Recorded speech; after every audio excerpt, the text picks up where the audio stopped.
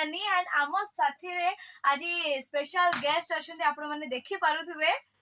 आज आम सहित अछंती जोरंदा महिमा गादीरु बाबा माने निश्चित भाबरे ताको शुभ परिचय जानिबा सुनेना आरंभ करिवे। बाबा प्रणाम, आपनको परिचय? बाबा सुशांत दास। बाबा सुशांत दास आम सहित अछंती। बाबा बिनाकर दास। बाबा आपनको शुभ परिचय। बाबा अभय दास।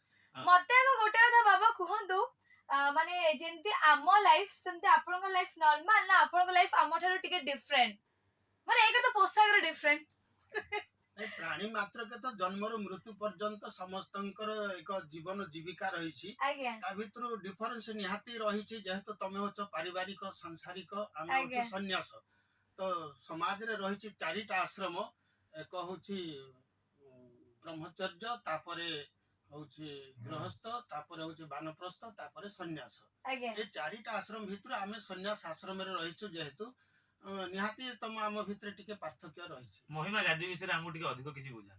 महिमा गादी होची जोरंदा महिमा गादी ढेंकानाल जिला अंतर्गत जोरंदा गाँव रे अवस्थित महिमा धर्म रो होची मूल केंद्र पीठ।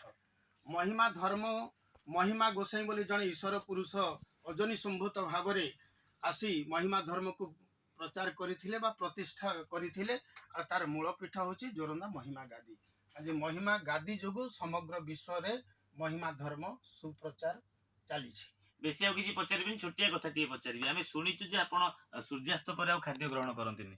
निश्चित ठीक सुनी छंती आमे सूर्यास्त पर कोनसी खाद्य ग्रहण करू नाहु एथि पई जे मानव होउची एक दिवाचर से निशाचर रे जाए ना एणु करी महिमा धर्मावलंबी माने ताकू नियम रूप रे पालन करथांती। तबे आपण जो नियम कहिलेनी हम सुनयना जाहाको आपण देखुतिले से केबे हेले पाली परिबेनी कारण तार मूल लक्ष्य होला से 24 घंटा केवल खाइबो। तबे मोर धर्म कर्म होची खाइबा।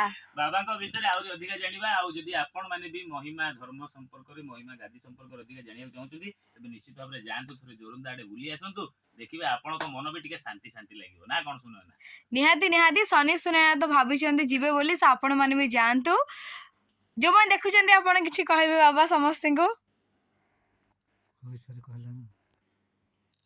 एफएम स्टूडियो रे आज आमे आसी हमको भी बहुत खुशी लागुची एक सिद्धार्थ टीवी भक्ति चैनल आध्यात्मिक ऊपर बहुत गुरुत्व देई कि सारा विश्व रे एक ईश्वरीय वार्ता पहुंचाई पारुथिबारु स्टूडियो को आमे धन्यवाद करूछु। स्टूडियो रो प्रत्येक कर्मकर्ता को अशेष अशेष धन्यवाद।